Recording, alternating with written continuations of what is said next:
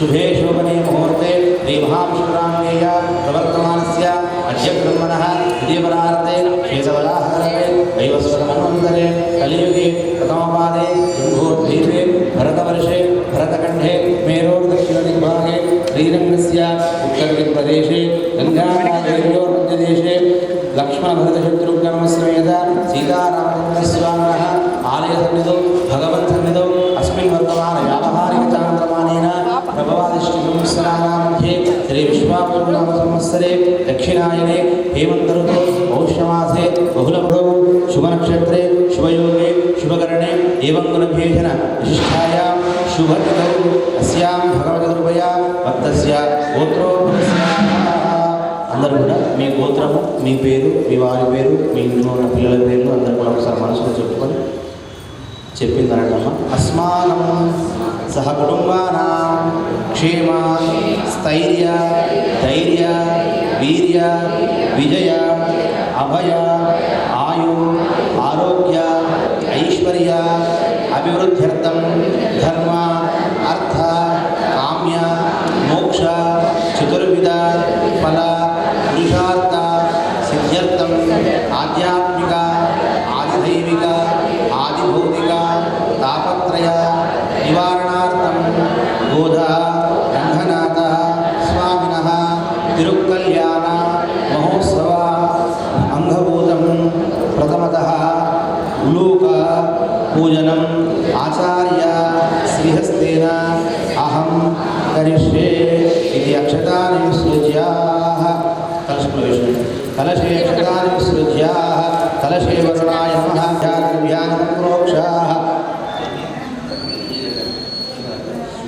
अपवित्र पवित्रो वा सर्वावस्त्रान्तो वा यस्मरेत् पुण्डरीकाक्षा सभाभ्यान्तरहुतिः पुण्डरीकाक्षाय नमः पुण्डरीकाक्षाय नमः पुण्डरीकाक्षाय नमो नमः देवात्मानां च प्रोक्षयेत् योग्यता सिद्धिरस्तु आधो निर्विघ्नेनाः सपरिवाराय श्रीमते विश्वक्सेनाय नमः.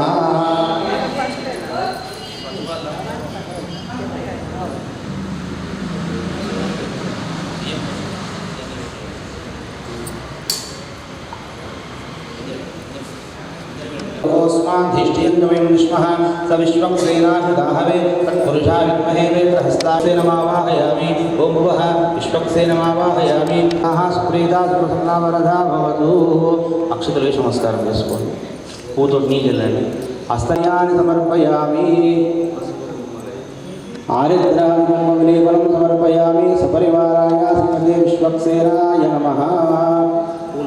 आयने देवरायने दूर्वारोहान् पुष्पिणीः प्रातःशपुण्डरीकानि समुद्रस्य गृहैमे नानाविधवर्णपत्रपुष्पाक्षतानि समर्पयामि.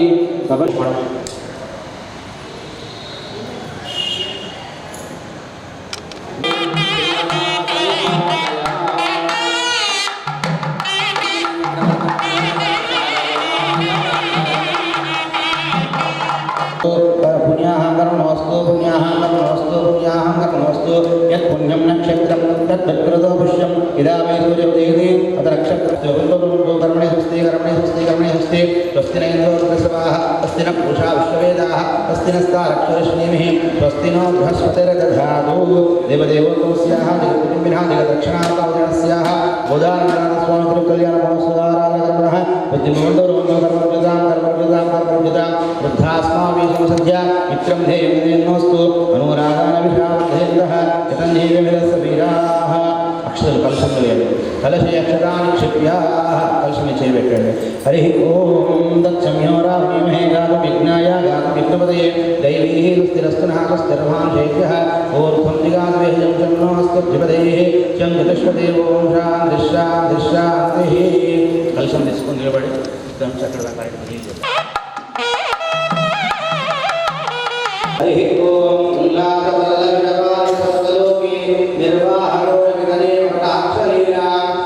श्री महालक्ष्मी नमः. प्रार्थना पूर्वक नमस्कारान् समर्पयामि. अस्तु ओम हिरण्यवर्णां हरिणीं सुवर्णरजतस्रजां चन्द्रां हिरण्महीं लक्ष्मीं जातवेदो मावः माध्वां जलन्तीं तृप्तां दर्पयन्तीं पद्मे स्थितां पद्मवर्णां दामिनोपये श्रियं चन्द्रां प्रभासां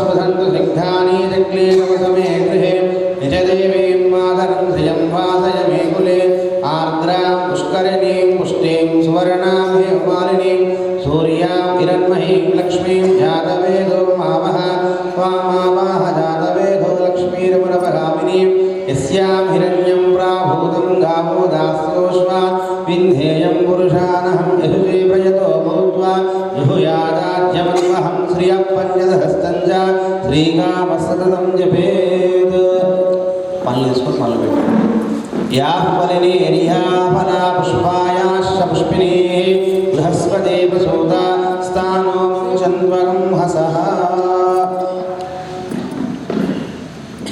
फलनैवेद्यं निवेदयामि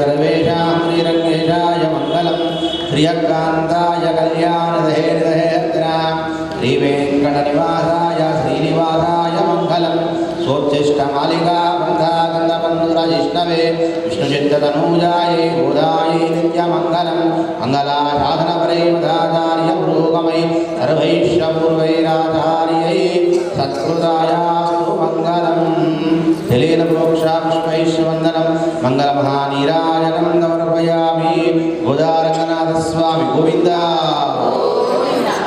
ॐ तद्विष्णोः परमं पदं सदा पश्यन्ति सूरयः दिवेव चक्षुरादं तद्भिप्राहाद्वैमन्यभोजाग्रवां समेतन्ते विष्णोर्यत्परमं पदं परिहाभ्यानन्दरायाय सर्वस्तमोदरात्मबुद्धो सर्वस्याप्ते सर्वसेव्यै सर्वमेवाप्नोति सर्वं जयति अक्षतलेषु नमस्कारं नारायणाय विद्महे वासुदेवाय धीमहि तन्नो विष्णुः प्रचोदयात् महादेवी च विद्महे विष्णुपत्नी च धीमहि तन्नो लक्ष्मीः प्रचोदयात् सुवर्णमन्त्रपुष्पाक्षरान् समर्पयामि सुप्रीता सुप्रसन्ना वरदा भवतु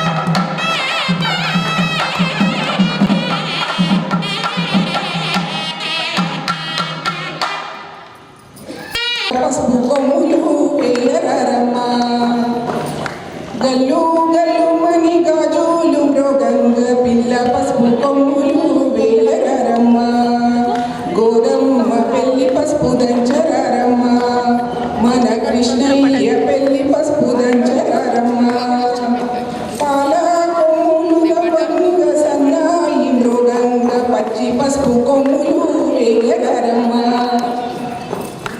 పచ్చి పసుపు కొమ్ములు వేయరమ్మ గోదమ్మ పెళ్లి పసుపు దంచరమ్మ మన కృష్ణయ్య పెళ్లి పసుపు దంది వెనలియంగ పెద్ద పసుపు కొమ్ములు వేయరమ్మ దేవతలందరూ వచ్చి చల్ల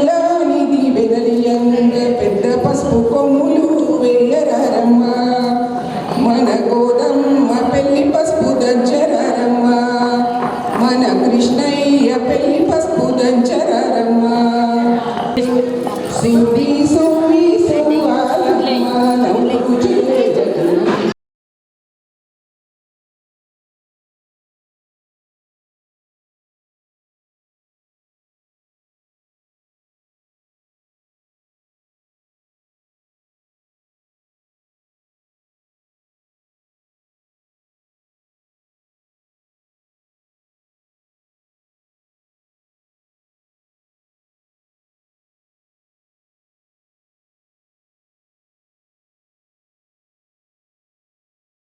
దంచె ఒక్క భామ 10 నెలలు సొమ్మురదన మొలకనదముగా సుపి సుక్క భామ 10 నెలలు సొమ్మురదన మొలకనదముగా దంచి దంచి తప్పి గోరి ముంచి ముంచి ఘటన మంచి నీళ్లు తాగిరమ్మ దంచి దంచి నీళ్లు తాగిరమ్మ పింఛలసుడు సుపి కామేటి గంగా సూర్యంగా సూర్యంగా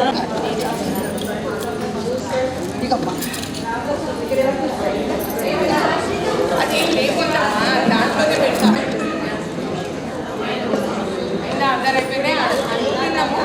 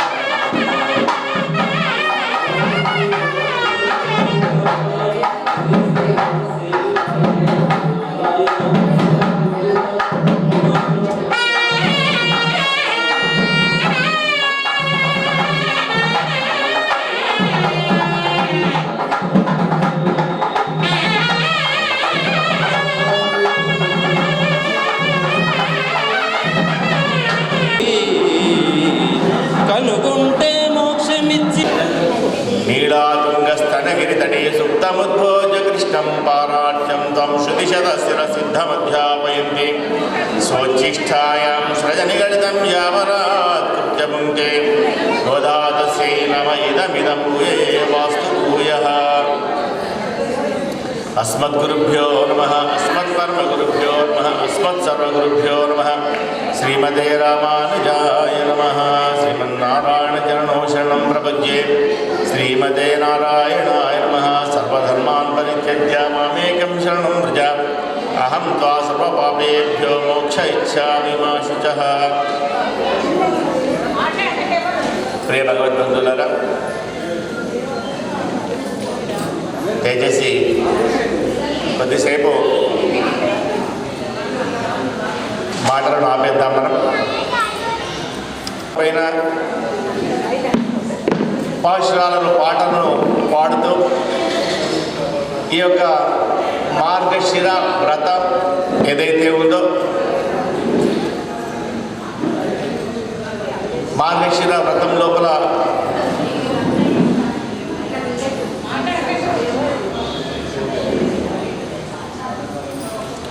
ఫలాన్ని కోరుకోవడం లోపల పరమాత్మను మనం చేరుకున్నప్పుడు, మనం పరమాత్మను ఆశ్రయించినప్పుడు ఏమి కోరుకోవాలి, ఏమని మనం ప్రార్థన చేసుకోవాలో కొల్లామల్ పోహాద్ ఇత్తర్ పరిహుళవాన్ ననహాన్ గోవింద ఎత్తైకుం ఏషే పరమేకుం ముందన్ వనకే నామాశ్రయం మత్తై రంగా మంగళ్ మాతే ఏరోరంబావాయ్. ముందుగా కాలం గురించి కీర్తిస్తూ ఉన్నారు. మొదటగా దయచేసి ముచ్చట్లు పెట్టవద్దు, ఎవరు కూడా మాటలు పనిచేసేయండి దయచేసి. మొదటగా మార్గశి తింగళ్ మది నిరైంద అన్నాళాల్ అంటూ మార్గశిర మాసం గురించి కీర్తించడం జరిగింది అమ్మవారు. అదేవిధంగా చివరి రోజు చిత్తం శిరహాలే అంటూ ఈనాటి భాషల్లో కూడా కాలాన్ని కీర్తిస్తూ ఉన్నారు అమ్మవారు. శిరుకాలే చిత్తం శిరుహాలే అంటే బ్రాహ్మీ ముహూర్తం సమయం ఏదైతే ఉందో ఆ బ్రాహ్మీ ముహూర్త సమయం లోపల మిక్కిలి తెల్లవారుతుండగానే, ఉషోదయం కంటే ముందుగానే అని అర్థం.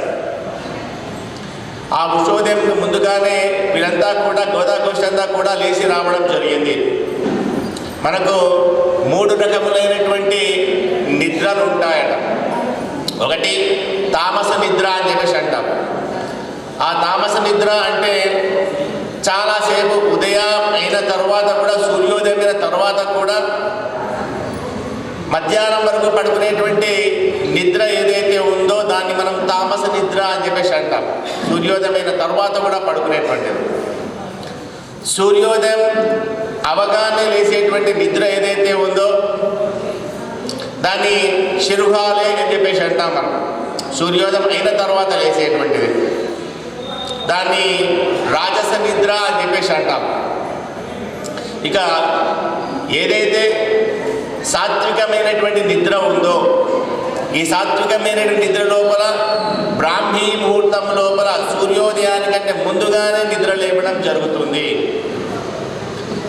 కాబట్టి వీరంతా కూడా గోదాగోష్ఠి అంతా కూడా సాత్వికమైనటువంటి ప్రధాన గుణం కలిగినటువంటి వారు కనుక, ఎవరైతే భగవంతుని గురించి ప్రార్థన చేస్తూ ఉంటారో, భగవంతుని సేవించుకోవాలి అనుకునే వాళ్ళు ఉంటారో, సాత్విక గుణ ప్రధానమైనటువంటి నిద్రను వారు పొందుతూ ఉంటారు. అంటే బ్రాహ్మీ ముహూర్తంలోనే వారంతా కూడా నిద్రలేస్తూ ఉంటారు. మరి ఆ బ్రాహ్మీ ముహూర్తంలో నిద్రలేచి మనం ఏం చేయాలి? ఆ సమయంలో నిద్రలేచిన తర్వాత బ్రాహ్మీ ముహూర్తం లోపల మన యొక్క ఆత్మను మనం దర్శించుకునేటువంటి ప్రయత్నం చేయాలి. పరమాత్మను మనం ధ్యానం చేసుకోవాలి ఆ బ్రాహ్మీ ముహూర్తంలో నిద్రలేచి. కాబట్టి మీరంతా కూడా కృష్ణ పరమాత్మ కోసం అని చెప్పేసి పరిగెత్తుకుంటూ వస్తున్నారు. వీరంతా కూడా పరమాత్మ దర్శనం చేసుకోవాలి, ఆయన యొక్క సేవ చేసుకోవాలి అని. చిత్తం చిరుహాలే బంధున్నై సేవిత్తు. మేమంతా కూడా ఎందుకు వచ్చాను, నేను ఇంత ఉదయమే ఈ బ్రాహ్మీ ముహూర్తంలోనే లేచి ఎందుకు వచ్చేసాం మేమంతా కూడా? బంధున్నై దేవరబాలైనటువంటి కృష్ణ పరమాత్మను సేవించడం కోసం అని చెప్పేసి వచ్చామయ్యా మేమంతా. మేము పరై అనేటువంటి ఒక వాయిద్యం అని చెప్పేసి తెలియజేస్తున్నాం. మేము ఆ పరై అనేటువంటి వాయిద్యం ఏదైతే ఉందో లోకం లోపల ఉన్నటువంటి వాళ్ళందరికీ కోసం తెలియజేయడం కోసం మాత్రమే. వీరేదో వాయిద్యాన్ని కోరుకొని వీరంతా వ్రతాన్ని చేస్తున్నారు. వ్రతాంగ భూతంగా వ్రతంకి కావలసినటువంటి పరికరాలు ఏవైతే ఉన్నాయో వాటన్నిటినీ ఆశించి ఈ గోపాంగనంతా కూడా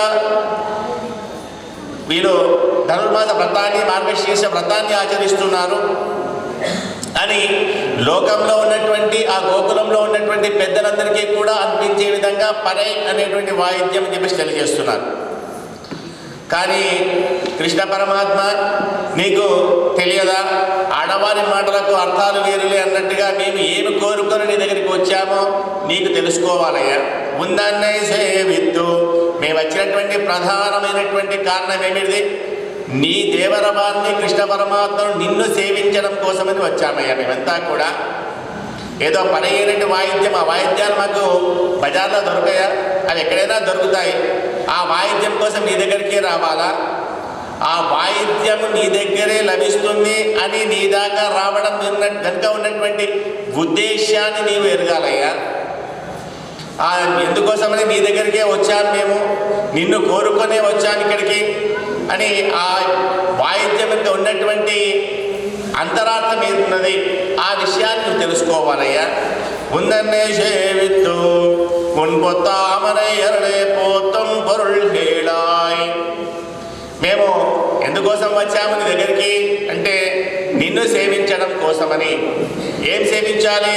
మున్పొత్తామరై, నీ యొక్క తామర పూల వంటి గొప్పనైనటువంటి ప్రతి ఒక్కరు కూడా కోరుకునేటువంటి నీ దివ్య శ్రీచరణాలు ఏవైతే ఉన్నాయో, నీ పాదాల బిందములు ఏవైతే ఉన్నాయో వాటి గురించి మేము మొదటి రోజు చెప్పాం కదా. అడియోమూడం నిన్నోడం అని ఏ విధంగానైతే పాడి ఆడి అంటూ ఆ యొక్క పాడ కరలో శయనించున్నటువంటి వాసుదేవుడి యొక్క శ్రీచరణాలను కీర్తించాలి అని చెప్పేసి మేము ముందే చెప్పాం కదా. అదేవిధంగా తామర పుష్పముల వంటి స్పృహణీయమైనటువంటి గొప్పనైనటువంటి నీ యొక్క దివ్య శ్రీచరణాల గురించి కీర్తించడం కోసం వచ్చామయ్యా. వీరంతా కూడా పరమాత్మిక పాదాలను గొప్పగా వర్ణిస్తూ ఉన్నారు. పోతం పరుల్ హేళాయ్, చాలా గొప్పనైనటువంటి స్పృహణీయమైనటువంటి పాదాలయ్యని. బంగారము తామర పూల వంటి పాదాలు ఇవన్నీ కూడా. ఈ లోకం లోపల బంగారానికి ఒక గొప్పనైనటువంటి గుణం ఉంది. ఏంటా గుణము? ఆ బంగారాన్ని చూడగానే అందరూ కూడా ఆకర్షితులైపోతూ ఉంటారు.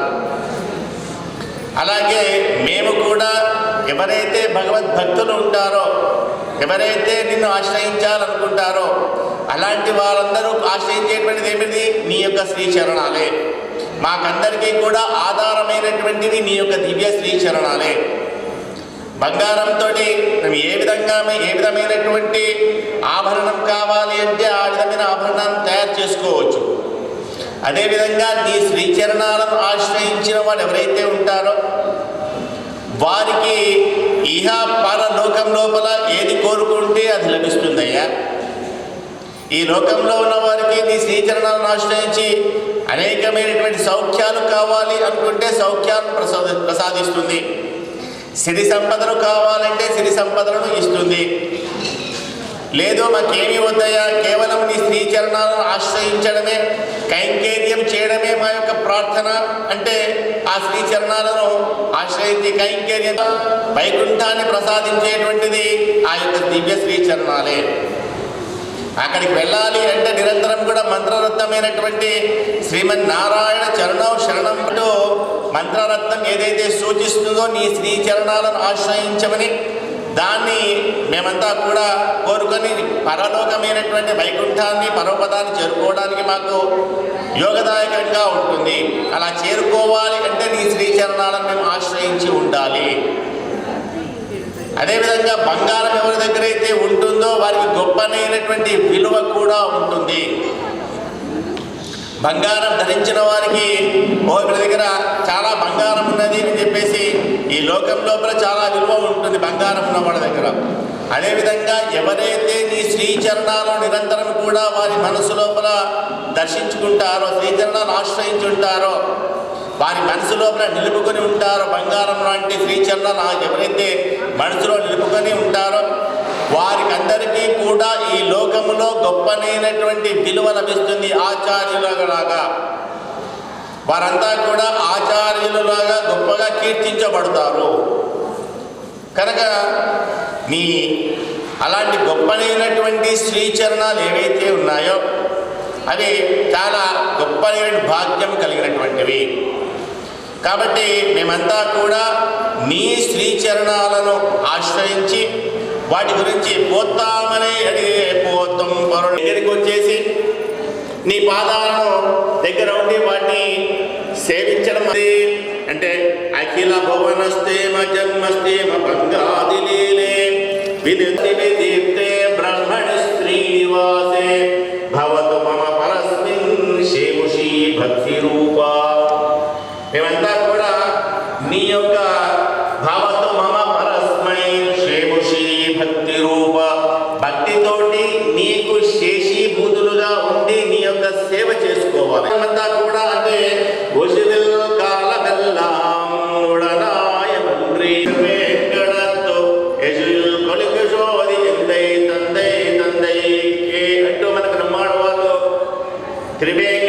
చంద్రగమనం ఎంతవరకు అయితే ఉంటుందో శ్రీ చరణాలను కీర్తిస్తూ ఉండాలి. తెజుకురు రవి తిరువేంకటత్వ ఆయన్ ఆ శ్రీ వెంకటేశ్వర స్వామి యొక్క శ్రీ చరణాలను కీర్తిస్తూ ఉండాలయ్యా. ఏదో కొద్దిసేపు ఈరోజు ఒక అరగంటనో గంటనో నీ పాదాలను కీర్తించి నాకు ఈరోజు తనివి తీరింది అని చెప్పేసి అనడం కాదు. నిరంతరం కూడా ఈ సమయము కాలము సూర్యచంద్ర గమనం ఉన్నంత కాలం వరకు కూడా నీ యొక్క శ్రీ చరణాలనే మేము ఆశ్రయించి ఉండాలి. ఆ వాటి యొక్క సేవ చేసుకునేటువంటి భాగ్యం మాకు కలగాలయ్యా. మరి ఆ శ్రీచరణాలను ఎలా సేవ చేసుకోవాలనుకుంటున్నాం మేమంతా కూడా అంటే తూషదు మామలర్ నీర్ షూడ ధూపం గుండు యజదు మొద్దు మీద మిహల్యాదిల్ భజదిల్ తొలి బుహజ పాన్బణై పళ్ళియాం తజబు మరరియన్ వ్రతాళే తొజదు మామలర్ నీర్ షుడ ధూపం గుండు. ఆ శ్రీచరణాలకి అనేక రకములైనటువంటి సేవలు చేయాలనుకుంటున్నాం. ఏంటా సేవలు అంటే పూలతోటి కైంకర్యం చేయాలి, నీటితోటి శుభ్రం చేయాలి, నీటితోటి పాద ప్రక్షాళన చేయాలి, వాటికి అనేక రకములైనటువంటి అలంకారాలు చేయాలి, నీ శ్రీచరణాలకు ధూపాన్ని వేయాలి, నీ శ్రీచరణాలకు దీపాన్ని సమర్పించుకోవాలి. అంటే గంధ పుష్ప ధూప దీపాలు ఏవైతే ఉన్నాయో వాటన్నిటి చేత కూడా నీ యొక్క శ్రీచరణాలను మేము నిరంతరం కూడా సేవిస్తూ ఉండాలి. పరమపదంలో ఉండేదేమిటి మేము కోరుకునేదంతా ఏమిటి? పరమపదంలో నిరంతరమైనటువంటి కైంకర్యం మాత్రమే. పరమపదం లోపల కైంకర్యం కొద్దిసేపు అనేది ఉండదు. అక్కడ వారికి నిరంతరం కైంకర్యం నడుస్తూనే ఉంటుంది. అక్కడ ఉన్నటువంటి విశ్వక్సేనుల వారు నిరంతరము పరమాత్మకు షోడశోపచారాలు అక్కడ ఉన్నటువంటి నిత్యసూరులు రాజ్ఞ ఇస్తూ ఉంటారు. అలాగే మేము కూడా ఇక్కడ నిరంతరము కూడా నీ పాదాలకు పాద ప్రక్షాళన చేస్తూ ఉండాలి, వాటికి ధూపం వేస్తూ ఉండాలి, కైంకర్యం చేస్తూ ఉండాలయ్యా. అంత గొప్పనైనటువంటి శ్రీచరణాలను మేము ఆశ్రయించి వచ్చాము. వాటి గురించి కీర్తించడం కోసం వచ్చాము నీ శ్రీచరణాలను ఆశ్రయించి. ఎందుకోసమని సర్వేషామేవ ధర్మాణాం ఉత్తమో వైష్ణవో విధిః రక్షతే భగవాన్ విష్ణుః భక్తాన్ ఆత్మశరీరవత్. నీ శ్రీచరణాన్ని ఆశ్రయించి మేము సేవ చేసుకుంటే ఏం జరుగుతుంది అంటే అన్ని ధర్మాలకెల్లా కూడా గొప్పనైనటువంటి ధర్మం ఏదైనా ఉందా అంటే సర్వేషాం ఏవ ధర్మాణం ఉత్తమో వైష్ణవో విధిః. శ్రీ వైష్ణవులు చేసేటువంటి కైంకర్యం ఏదైతే ఉందో అదే అన్ని ధర్మాల్లోకెల్లా గొప్పనైనటువంటిది. శ్రీ సాంప్రదాయం ఏదైతే ఉందో అది గొప్పనైనటువంటి భాగ్యం ఉంటుంది. ఎందుకోసమని రక్షతే భగవాన్ విష్ణు భక్తాన్ ఆత్మశరీరవత్. మనం ఈ శరీరాన్ని ఏ విధంగా అయితే మనం రక్షించుకుంటూ ఉంటామో, ఏమైనా గాయం కాగానే ఆ గాయానికి మనం మందులు పూసుకుంటూ ఉంటాము. ఈ శరీరానికి ఉష్ణం కలగగానే మందు వేసుకుంటూ ఉంటాము. అంటే ఈ శరీరానికి ఎలాంటి బాధ కలగకుండా మనము ఏ విధంగా రక్షణ బాధ్యత తీసుకుంటూ ఉంటామో, ఎప్పుడైతే ఈ శరీరాన్ని భగవద్ అర్పితం చేస్తామో, భగవద్ అర్పితం చేసిన తర్వాత శ్రీ మహావిష్ణువుకి అర్పణం చేసిన తర్వాత ఇక ఈ శరీరం యొక్క రక్షణ బాధ్యత అనేది మనది ఉండదు. ఈ శరీరం యొక్క రక్షణ బాధ్యత అంతా కూడా పరమాత్మ తీసుకున్న శ్రీ మహావిష్ణువే తీసుకుంటాడు. భక్తాన్ ఆత్మ శరీరవత్. ఈ ఆత్మ యొక్క సంరక్షణ బాధ్యత అంతా కూడా భగవంతుడు శ్రీ మహావిష్ణువు తన శరీరాన్ని ఏ విధంగానైతే అంగభూతంగా ఉంటాయో అదేవిధంగా మనం కూడా ఆ యొక్క అంగభూతంగా ఉంటూ మనం ఆయన చేత రక్షించబడతాము. నిరంతరం కూడా రక్షించబడుతూ ఉంటాము. సర్వకాల సర్వావస్థలందు కూడా రక్షించబడుతూ ఉంటాము. అలా గొప్పనైనటువంటి భాగ్యాన్ని మాకు ప్రసాదించమని చెప్పేసి మీ దగ్గరికి వచ్చామయ్యా. ఏదో తాత్కాలికమైనటువంటి సేవా కైంకర్యం చేసుకోవడం కాదు. ఏదో కొద్దిపాటి ఉదయాన్నే లేచి వచ్చేసాము అంటే ఏదో నీ దర్శనం చేసుకొని వెళ్దాం అనుకుంటున్నామేమో, అలా కాదయ్యా. మాకు గొప్పనైనటువంటి భాగ్యం మాకు కావాలి. ఎందుకు? నీవు ఎలాంటి వాడివి అంటే యో యో యాం యాం తనుం భక్త శ్రద్ధయా అర్చితం ఇచ్చతే తస్య తస్యాచలాం శ్రద్ధాం తామేవ విధిమహవ్యః. నిన్ను ఎవరు ఏ స్వరూపంలో అర్చిస్తూ ఉంటారో యో యో యాం యాం తనుం భక్త్యా. కృష్ణ పరమాత్మ తను అని చెప్పేసి చెప్పాడు తప్పించి కానీ నేనే అని చెప్పేసి అక్కడ చెప్పలేదు.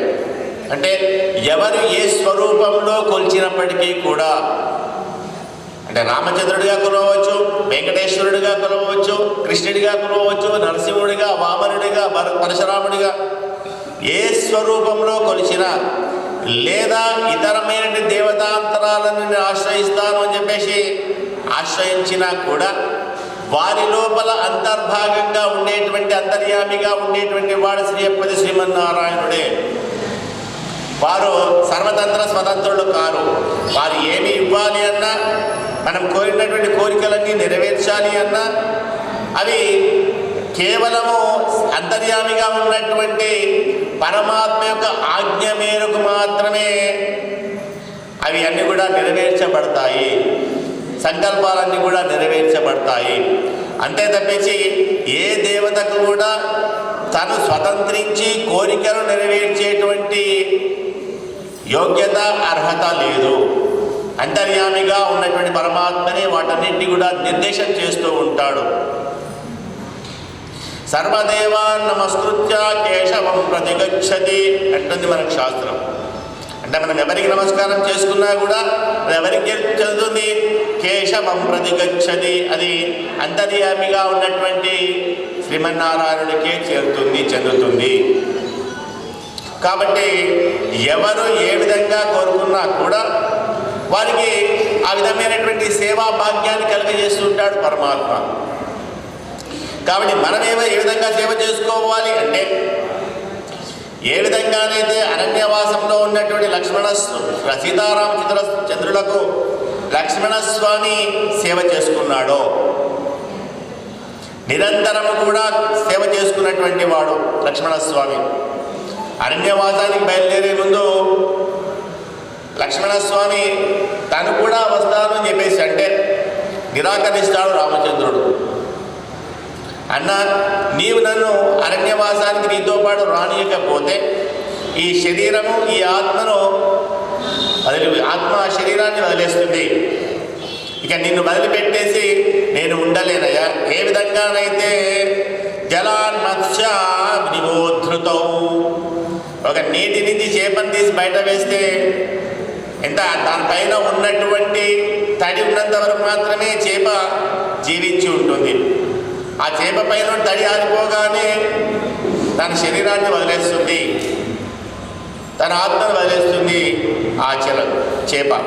అదేవిధంగా నేను కూడా నీవు నన్ను తీసుకొని వెళ్ళకపోతే, నీవు కనుం చూపు మేలు కనిపించినంత వరకు మాత్రమే నేను జీవించి ఉంటాను. నీవు కంటికి అదృశ్యమైన ఉత్తర క్షణమే నేను నా యొక్క శరీరాన్ని చాలించేస్తానయ్యా అని చెప్పేసి అంటాడు. మరి అరణ్యవాసానికి వచ్చి నువ్వేం చేస్తావు? ఆయన కూడా అరణ్యవాసంలో ఉన్నప్పుడు అంటాడు రామచంద్రుడు, లక్ష్మణ నీవు కూడా ఒక రాజకుమారుడివే కదా, ఎంత సమయమని నీవు సేవ చేసుకుంటావయ్యా? దానికి ఏదైనా ఒక కాలాన్ని మనం పెట్టుకుందాము. నిరంతరం కూడా సేవ చేయాలి అంటే ఒకసారి కాకపోతే ఒకసారి ఏం సేవ చేయాలని నీకు అనిపిస్తుండవచ్చు కదా. కాబట్టి ఒక కాలాన్ని పెట్టుకుందాం, సమయం పెట్టుకుందాం, ఆ సమయంలోనే నీవు సేవ చేయవయ్యా అని చెప్పేసి అంటాడు రామచంద్రుడు. అలాగే అన్న, మరి ఎప్పుడు సేవ చేసుకుంటావు తెలియజేయవలసిందంటే, అహం సర్వ కరిష్యామి జాగ్రత్ స్వపతశ్చతే, జాగ్రత్ స్వపతశ్చతే. నేను ఎప్పుడు కూడా నీ సేవ చేసుకుంటూనే ఉంటాను. అహం సర్వ కరిష్యామి, ఎప్పుడు సేవ చేసుకుంటాను నేను? జాగ్రత్త స్వపతశ్చతే, తెలివితో ఉన్నప్పుడు సేవ చేసుకుంటాను, నిద్రపోయినప్పుడు సేవ చేసుకుంటాను. అంటే ఎవరికైనా ఈ రెండు తప్పించి ఇంకొక రకమైనటువంటిది బాగా ఉంటుందా? అయితే నిద్రపోవాలంటే తెలివితో ఉండాలి. ఎందుకు? అహం సర్వ కరిష్యామి, నేను ప్రతి ఒక్క సేవ కూడా నేను చేసుకోవాలి. నువ్వు నిద్రపోయినా సేవ చేసుకోవాలి, తెలివితో ఉన్నా సేవ చేసుకోవాలి. సీతాపిరాటి కూడా నిరంతరము రామచంద్రుడికి ఏ విధంగా సేవ చేసుకున్నదో, లక్ష్మణస్వామి అయోధ్యలో ఉన్నప్పుడు, అదేవిధంగా అరణ్యవాసంలో ఉన్నప్పుడు కూడా ఏ విధంగా నిరంతరము సీతారామచంద్రులకు సేవ చేసుకున్నారో, రామచంద్ర స్వామికి సేవ చేసుకున్నాడో, అలాంటి నిరంతరమైనటువంటి సేవా భాగ్యం మాకు కలగాలి. మరి ఆ సేవా భాగ్యం కూడా ఎలా? ఇక్కడ మాత్రమే కలిగిస్తాననుకుంటామేమో, ఈ లోకంలో ఉన్నప్పుడు మాత్రమే సేవా భాగ్యం కలిగిస్తాను అనుకుంటామేమో. అలా కాదు. మేము కోరుకునేటువంటి సేవా భాగ్యం ఎలాంటిది? ఇక్కడ మీకు నిరంతరం సేవ చేసుకోవాలి, అదేవిధంగా పరలోకంలో కూడా శాశ్వతమైనటువంటి నీ సేవను యోగ్యత కలగగలియాలి మాకు. అలా శాశ్వతమైనటువంటి యోగను, ఈ యొక్క సేవా భాగ్యం మాకు కలగచేయాలి. అలాంటి సేవా భాగ్యాన్ని కోరుకొని మేము నీ దగ్గరికి వచ్చామయ్యా. ఆ పాదాల విందనను మేము కీర్తిస్తూ వచ్చేసాము. మున్పొత్తామర ఎరడే పోత్తం పొరులు హేళ, ఆ శ్రీ చరణాలను మేము స్తోత్రం చేస్తూ సేవ చేసుకుంటూ ఉంటామయ్యా. ఎందుకోసమని? పొరులు హేళాయ్, వీళ్ళంతా గోదాగోష్ఠి అంతా కూడా కృష్ణ పరమాత్మ దగ్గరికి వెళ్ళి వీళ్ళంతా తెలియజేస్తూ ఉంటే, ఏమి కావాలో తెలియజేస్తూ ఉంటే, ఆయన వచ్చినటువంటి ఆ గోపికలందరినీ కూడా జాగ్రత్తగా పరిశీలిస్తూ ఉన్నాడు. మరి వీరంతా కూడా మనస్ఫూర్తిగా ఇక్కడికి వచ్చారా, లేదా ఏదో పరిహాసంగా వచ్చారా, లేదా వీళ్ళంతా ఏం చేస్తున్నారో చూద్దామని చెప్పేసి వచ్చారా? ఏ విధమైనటువంటి ఉద్దేశంతో ఇక్కడికి వచ్చారు వీరంతా కూడా? నా యొక్క శ్రీచరణాలు సేవించుకొని నన్ను సేవించుకోవాలని వచ్చారా లేదా అని అందరికీ కూడా పరిశీలిస్తున్నాడు. అంటే మనిషి యొక్క స్వభావం ఎలా తెలుస్తుంది అంటే, ముఖం చూడగానే తెలిసిపోతుంది మనకు. మనిషి యొక్క స్వభావం అంతా కూడా ముఖం చూడగానే ఆయన ఉద్దేశపూర్వకంగా వచ్చాడా లేదా బలవంతాన వచ్చాడా, ఏ విధంగా వచ్చాడో ఆయన లక్షణం అంతా కూడా, మనసులో ఉన్నటువంటిదంతా కూడా face is the index of the mind అని చెప్పేసి అన్నట్టుగా మనసు యొక్క భావన అంతా కూడా ముఖంలో తెలియజేస్తుంది మనకు. అదేవిధంగా వచ్చినటువంటి గోపికలంతా కూడా కృష్ణుని నిజంగానే సేవించుకోవడానికి వచ్చారా లేదా అని అందరినీ కూడా పరిశీలిస్తూ ఉన్నాడు కృష్ణ పరమాత్మ. కనుక గోదమ్మ తల్లి మళ్ళీ చెప్తూ వినవలసిందే నీవు. ఎందుకు? వినడం లోపల చాలా గొప్పనైనటువంటి శక్తి ఉంది. వింటూ ఉంటేనే ఆ వినడం కూడా అనేక రకాలుగా ఉంటుంది. అంటే మనసు పెట్టి తదేకంగా వినడం అనేది ఒక గొప్పనైనటువంటి విషయము. లేదా ఏదో వినాలి తప్పదు అన్నట్టుగా వినడం వేరు. మనకు హిరణ్యకశ్యపుడు చాలా చక్కగా చెప్పాడు ప్రహ్లాద హిరణ్యకశ్యపుడికి, ఇందుగలడందు లేడను సందేహము వలదు, ఎందెందు వెతికిన అందందే కలడు చక్రి సర్వోపగతుండు దానవాగ్రజ అని వింటే అని చెప్పాడు. నువ్వు వింటా అంటే అంతటా ఉన్నాడయ్యా అని చెప్పాడు. మరి విన్నాడా? హిరణ్యకశ్యపుడు వినలేదు. కాబట్టి ఏమైంది? తన ప్రాణాల మీదకి తానే తెచ్చుకున్నాడు. అదేవిధంగా జనమేజయుడు కూడా పరాశరుడు వచ్చి జనమేజయుడికి, నాయన మీ తాతలకు కథను చెప్తానయ్యా విను అని చెప్పేసి అంటే, ఓహో ఏముంది భారతం అంతా చెప్తానయ్యా, ఎంత ఉంటుంది అందులోపల? ఒక 1,25,000 శ్లోకాలు ఉంటాయ్యా. 1,25,000 శ్లోకాల? నేను రాజును కాబట్టి అంత 1,25,000 శ్లోకాలు వినేటంతటి సమయం నాకు లేదయ్యా, కాబట్టి వినను అని చెప్పేశాడు.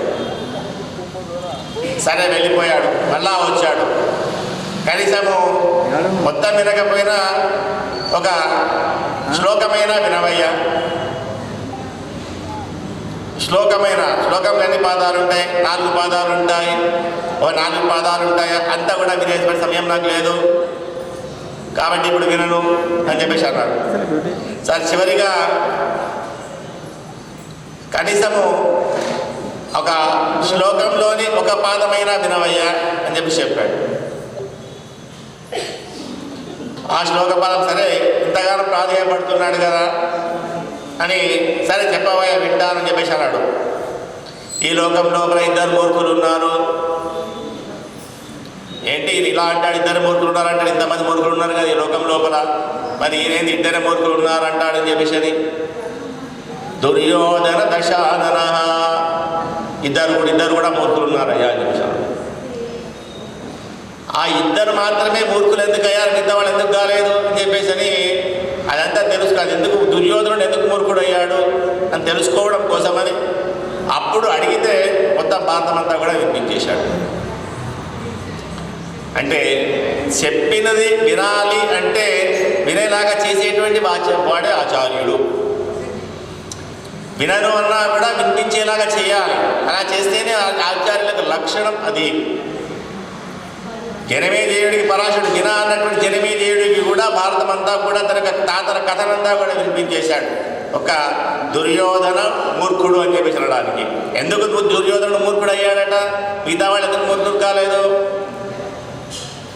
ఉత్తర గోగ్రహణం లోపల ఒక్క అర్జునుడే వచ్చి అక్కడ భీష్ముడు, ద్రోణుడు, కృపాచార్యుడు సమస్తమైన కౌరవులందరినీ కూడా ఓడించి తన యొక్క సంమోహన శక్తితో అందరినీ కూడా పడగొట్టేసి గోవులను తరలించుకొని వెళ్ళాడు. ఒక్క అర్జునుడు మాత్రమే వచ్చి అక్కడ రథసారథిగా ఎవరున్నారు?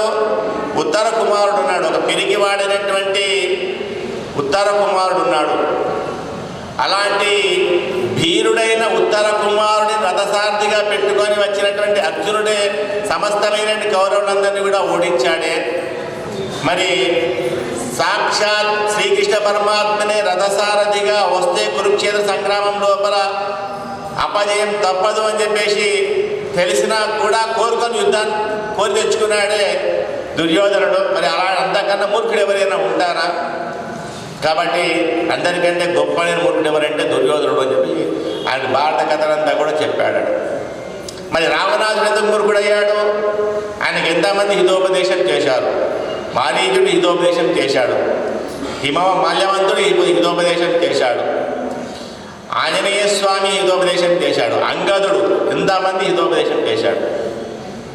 ఒక్క ఆంజనేయ స్వామి లంకను దాటి వెళ్ళి, ఆ సముద్రాన్ని దాటి లంకకు వెళ్ళి అక్కడ ఉన్నటువంటి రాక్షసులను హతమార్చి లంకనంతా కూడా దహనం చేసి తిరిగి వచ్చాడు. మరి ఒక్క ఆంజనేయ స్వామి వెళ్తేనే ఇంతటి శక్తి ఉంటే అలాంటి శక్తి కలిగిన వాళ్ళు ఎంతోమంది ఉన్నారు. మరి వాళ్ళంతా వస్తే లంక పరిస్థితి ఏమి కావాలి అని చెప్పేసి ఆలోచించకుండా రామచంద్రుడితో యుద్ధాన్ని కోరుకున్నాడు ఆ రావణాసురుడు.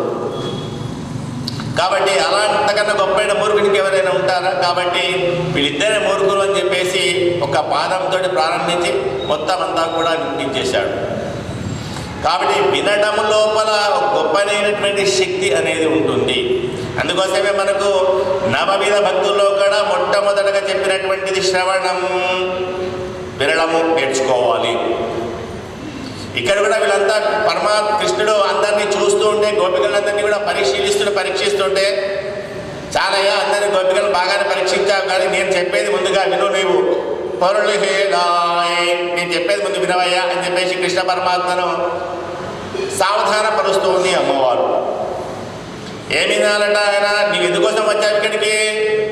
పెత్తం మే ఎత్తం మనం ప్రత్యల్ పిరంద, నువ్వు ఎక్కడి నుంచి వచ్చావయ్యా? ఎక్కడికి వచ్చావు నువ్వు? అందరి చేత కూడా గొప్పగా సేవలు చేయించుకునేటువంటి వాడివి నీవు. నిరంతరము వైకుంఠంలో పరమపదంలో ఉంటూ అక్కడ నిత్యసూరులు ముక్తసూరులతోటి నిరంతరము కూడా సేవలు చేసుకునేటువంటి వాడివి. అలాంటి వాడివి పరమపదాన్ని వదిలిపెట్టేసి గోకులానికి వచ్చి పశువుల కాపర్లైనటువంటి గోవులు ఎవరైతే యాదవులు ఉన్నారో వాళ్ళ గోకులానికి వచ్చి పశువుల వెంట వెళ్ళి, ఆ జ్ఞానము లేనటువంటి పశువుల వెంట వెళ్ళి గోవులను కాస్తూ అందరి చేత కూడా కలిసి భుజిస్తూ అందరితో ఆరోగిస్తూ అందరితో కలిసి తన్నులు తింటూ ఆడుతూ పాడుతూ గడిపావే. మరి ఇంత గొప్పనైనటువంటి భాగ్యము ఈ గోకులంలో ఉన్నటువంటి గోపులందరికీ కూడా కలుగజేశావు కదా. ఇది కేవలం నీ యొక్క సౌలభ్యంతో మాత్రమే. నీవు పుట్టాలి ఇక్కడ అనుకున్నావు, వీళ్ళందరినీ కూడా ఉద్ధరింప చేయాలి అనుకున్నావు నీవు, అది నీ సంకల్పము. అలా గొప్పగా నీవు అనుకున్నావు కాబట్టి పరమపదాన్ని వదిలిపెట్టేసి ఈ గోకులాన్ని చేరుకున్నావయ్యా. మరి అలాంటి అజ్ఞానులైనటువంటి పశువులను కూడా కాచి వాటి సన్మార్గంలో నడిపించినటువంటి వాడివి నీవు. మేము కూడా అదే పశు సంతానికి చెందినటువంటి వాళ్ళం, గో సంతానికి చెందినటువంటి వాళ్ళం. మేమంతా కూడా ఆయర్ కుల మేమంతా కూడా ఆ యొక్క గోవులను వేసేటువంటి వాళ్ళ ఎవరైతే ఉన్నారో వాళ్ళకు సంబంధించినటువంటి కులం నుండి మేమంతా కూడా ఉన్నటువంటి వాళ్ళం. మేము కూడా ఆ గోవులకు ఉన్నటువంటి ఎంత జ్ఞానం ఉందో మాకు కూడా అంతే జ్ఞానం ఉంది. నిన్నటి రోజు అదే కాబట్టి చెప్పుకున్నది, మాకు పశు జ్ఞానేన హీనా పశు విశ్వమాన. ఆ గోవులకు ఎంత జ్ఞానం ఉందో మాకు కూడా అంతే జ్ఞానం ఉంది, మాకు ఎలాంటి పుణ్యం కూడా లేదు అని చెప్పేసి చెప్పుకున్నారు. కనుక ఇక్కడ కూడా కృష్ణ పరమాత్ముడంతా కూడా ప్రార్థన చేస్తూ ఉన్నారు. నీవు మమ్మల్ని ఉద్ధరింప చేయడం కోసమని, మమ్మల్ని సన్మార్గంలో నడిపించడం కోసమని నీవు ఇక్కడ దాకా అవతరించి నీవు కోరుకొని వచ్చినటువంటి వాడివయ్యా. ఒకసారి పరమపదం లోపల విశ్వక్సేన ధూపమాగ్రావయామి అనగానే అక్కడ ఉన్నటువంటి నిత్యసూరులు ముక్తసూరులు ఎవరైతే ఒక్కసారి ధూపం వేశారు, ఆ వైకుంఠం అంతా కూడా ధూపంతో నిండిపోయింది. దానితో అక్కడ ఉన్నటువంటి అమ్మవారిని కానీ ఆ యొక్క శ్రీమన్నారాయణుడు కానీ ఎవరికి కూడా కనిపించకుండా ధూపంలో కూడా మొత్తం నిండిపోవడంతో ఎవరికి కూడా దర్శనం కావడం లేదు. మళ్ళీ ఎప్పుడు దర్శనం కావాలి అంటే ఆ ధూపమంతా కూడా తేరుకుంటే అప్పుడు ఆయన యొక్క దర్శనం మళ్ళీ అవుతుంది. ఇలా ధూపం వేసి తేరుకొని మళ్ళీ ఆయన దర్శనం ఇచ్చేసరికి ఆయన భూలోకానికి వచ్చాడు. 120 సంవత్సరాలు ఇక్కడ జీవించి మళ్ళీ పరమపదానికి చేరుకున్నాడట. అంటే ఆయన సంకల్పం చేసుకున్నాడు ఇక్కడ దాకా రావడం కోసమని, మమ్మల్ని అందరినీ కూడా ఉద్ధరించి సన్మార్గంలో నడిపించడం కోసమని. అది కేవలము నీవు ఎంచుకొని వచ్చినటువంటి మార్గమయ్యా గోకులానికి. కాబట్టి మమ్మల్ని అందరినీ ఉద్ధరింపజేయడం కోసం వచ్చినటువంటి వాడివి, మా కోసమని అవతరించినటువంటి వాడివయ్యా నీవు. కాబట్టి మేమంతా కూడా నీకు సంబంధించినటువంటి వాళ్ళమే. కనుక మేమేం చేయాలనుకుంటున్నాం, నీకు ఏదో మీకు కనబడేటువంటి పైన కనబడేటువంటి కైంకర్యాలు కాదు. కుత్తే వాళ్ళు మేము నీకు సేవలు చేసుకోవాలి. ఎలాంటి సేవలు చేసుకోవాలి? కుత్తే వాళ్ళు ఆంతరంగికమైనటువంటి సేవలు చేసుకోవాలి. మీకు మాకున్నటువంటి సంబంధం ఏదైతే ఉందో అది నవవిధ సంబంధం ఉందయ్యా. పితాగ రక్షక శేషి 9 రంగములైన సంబంధం ఉందయ్యా మీకు మాకు. కాబట్టి అలాంటి నవవిధమైన సంబంధాలు ఏవైతే ఉన్నాయో వాటితోటి నిరంతరం కూడా నీ యొక్క సేవ చేసుకుంటూ ఉండాలి. ఏ విధంగా సేవలు చేసుకుండాలి? ఎత్తైకుం ఏషేషు పిరవిక్కుం 7 జన్మల సంబంధం అంటామే. అలాంటి 7 జన్మల సంబంధం ఈ ఆత్మ ఏదైతే ఉందో ఈ శరీరంలో ఉన్నటువంటి ఆత్మకు ముక్తి లభించాలి.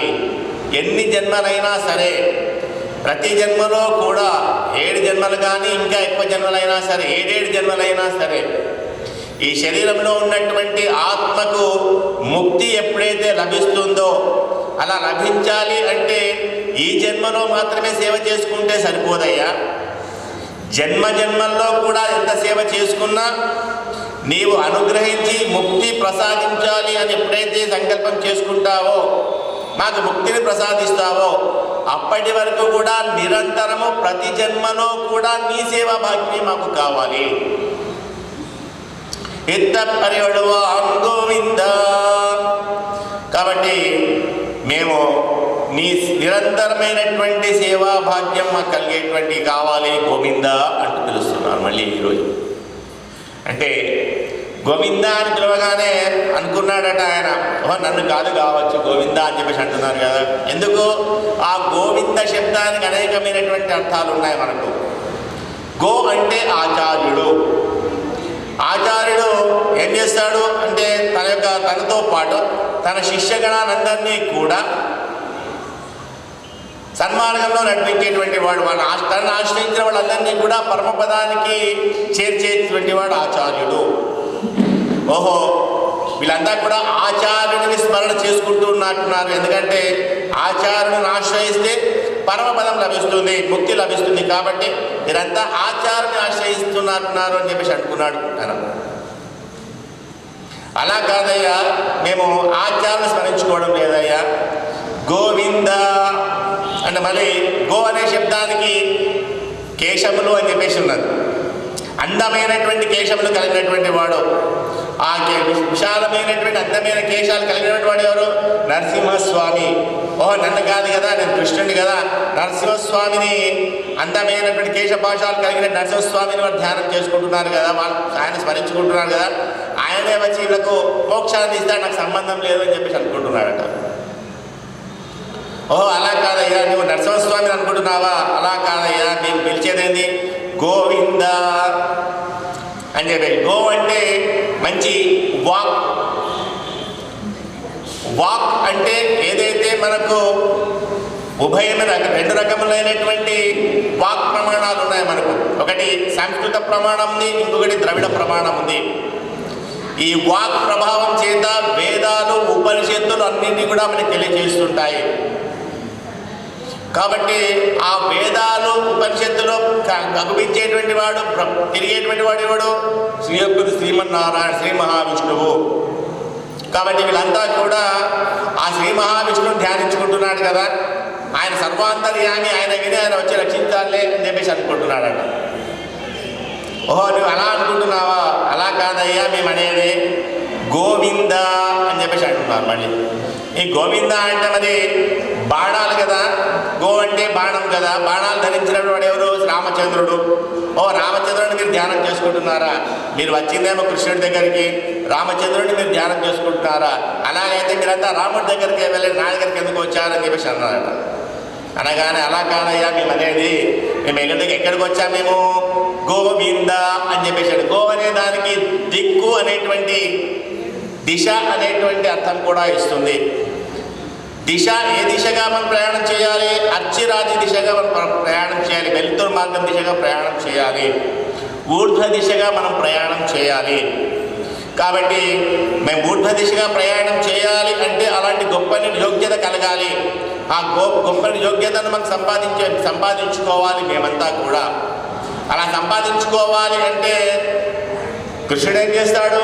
అదంతా కూడా ఆచార్యుల యొక్క స్పర్శ చేత మాత్రమే, ఆచార్యుల సందర్శన చేత మాత్రమే మనకు కలుగుతుంది. కాబట్టి ఆ గోవింద అనేటువంటి నామానికి మీరంతా మళ్ళీ ఆచార్యులను దిశ మీ శుక్ల గది లోపల ప్రయాణం చేయాలనుకుంటున్నారా అనుకున్నాడు. అలా కాదయ్యా, నీకు ప్రీతికరమైనటువంటి నామం ఏదైతే ఉందో కృష్ణ, మేమంతా నిన్నే మేము తలుచుకుంటున్నామయ్యా, నీ గురించే మేమంతా కూడా ప్రార్థన చేస్తున్నామయ్యా. కాబట్టి ఏం చేయాలి? మాకు నిరంతరము కూడా దాస్యము చేసేటువంటి భాగ్యాన్ని మాకు చేసేసి ముందన్నోడు మా యొక్క ఏదో కేవలం మేము మాట్లాడే మాటలను చూసి నీవు మాకు అనుగ్రహించాలని చెప్పి అనుకోకయ్యా. ఆ మాటల వెనుక ఉన్నటువంటి అంతరంగాన్ని గమనించాలి. ఏదో మాట్లాడుతున్నాం కదా అంటే మాటలకు వెనుక ఉన్నటువంటి నిజమైనటువంటి మా ఉద్దేశం ఏమిటి? నిరంతరము నీకు సేవ చేసుకునేటువంటి భాగ్యం మాకు కలగాలి. ప్రతి జన్మలో కూడా నీ యొక్క సేవా భాగ్యం మాకు కలగాలి. మళ్ళీ జన్మించాలి అన్నటువంటి ఉద్దేశం మాకు కలగకుండా, కోరిక కలగకుండా నిరంతరము పరమపదంలో ఉంటూ నీ నిత్య కైంకర్యంలో ఉండేటువంటి భాగ్యాన్ని మాకు ప్రసాదించాలయ్యా. దానికోసమని చెప్పేసి మేము ఇంత ఉదయమే లేచి నీ దాకా వచ్చి నీ సేవ చేసుకొని నీ యొక్క శ్రీచరణాలను కీర్తిస్తున్నాం, గొప్పనైనటువంటి నీ పాదాలను కీర్తిస్తున్నామయ్యా.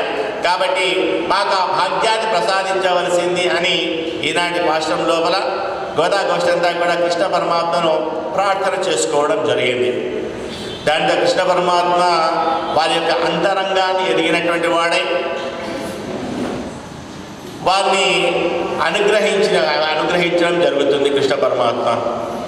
దానితో ఆ రోజు రాత్రి పెరియాడు వారికి విష్ణుచిత్తుల వారికి కళలో సాక్షాత్కరించి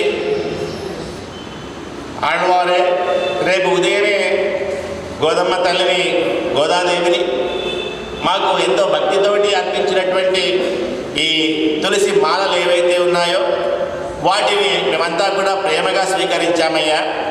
రేపు ఉదయమే తీసుకొని వస్తే మేము ఆమెను వివాహం చేసుకుంటాము అని చెప్పేసి తెలియజేయడం జరుగుతుంది రంగనాథుడు. కాబట్టి గత నెల రోజులుగా మనము అనుసరిస్తున్నటువంటి ధనుర్మాస వ్రతంలో భాగంగా ఆ రంగనాథుడిని స్త్రీ చరణాలలో చేరేటువంటి భాగ్యానికి గోదా రంగనాథుల కళ్యాణంలో మనమందరం కూడా పాల్గొని ఆ గోదా రంగనాథుల యొక్క అనుగ్రహానికి పాత్రులమవుతూ మనందరినీ కూడా గోదా ఆండాల్ అంటేనే రక్షించేటువంటి తల్లి అని అర్థం కనుక మనందరినీ కూడా రక్షణ బాధ్యత వారికి అప్పయ్యేసి ఆ గోదా రంగనాథుల కళ్యాణం లోపల మనమందరం కూడా పాల్గొని తరిద్దాం. స్వస్తి ప్రజాభ్య పరిపాలయంతాం న్యాయేన మార్గేణ మహిం మహేష గోబ్రాహ్మణేభ్యః శుభమస్తం లోకాన్ సమస్తాన్ సుఖినో భవంతు. జై శ్రీరామ్.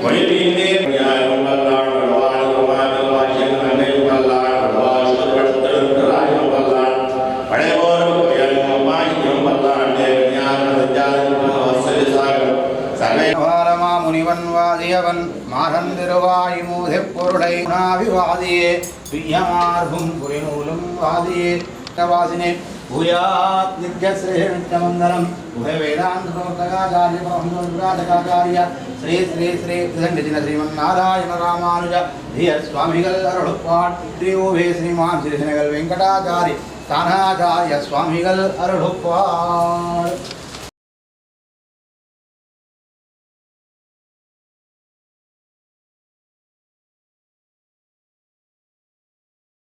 మహోత్సవం అంగరంగ వైభవంగా అందరం కలిసి అత్యంత వైభవపేతంగా జరుపుకుంటాం. కాబట్టి రేపు ఒక్కరోజు అందరూ కూడా సమయానికి వస్తే కార్యక్రమం ముందుగా ప్రారంభించుకోవచ్చు. ఉదయం తీర్థ గోష్ఠి అయిపోయిన తర్వాత తొందరగా వెళ్ళి తొందరగా వస్తే 9:30కు ప్రారంభమవుతుంది. కావున అలాగే స్వామివారిని కూడా ఎదుర్కోవడం జరుగుతుంది. ఎదుర్కొనే కార్యక్రమం కూడా 9:30కే ఉంటుంది. కావున వచ్చేటువంటి భక్తులందరూ కూడా తొందరగా 9:30కు వచ్చి కళ్యాణ మహోత్సవంలో పాల్గొనవలసిందిగా మా యొక్క మనవి. జై శ్రీమన్నారాయణ.